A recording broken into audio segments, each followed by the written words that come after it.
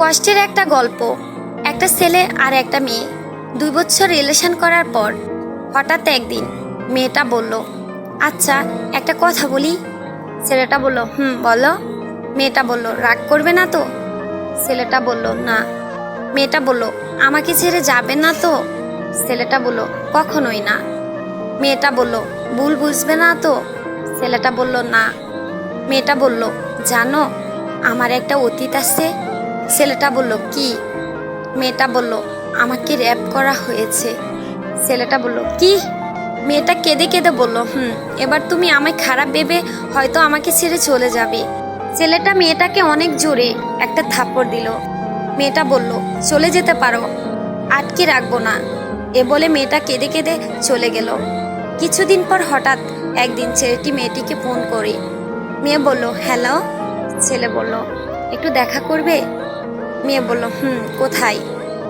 ছেলে বলল, আমরা যেখানে দেখা করতাম। মেয়ে বলল, আচ্ছা। ছেলেটি আগে থেকে এসে মেয়েটির জন্য অপেক্ষা করতেছে। কিছুক্ষণ পর মেয়েটি আসলো। মেয়েটি বলল, কিসের জন্য আসতে বলছো? ছেলেটি বলল, চোখ বন্ধ করো। মেয়েটি বলল, কেন? ছেলেটি বলল, এত প্রশ্ন করো না তো। মেয়েটি বলল, করলাম।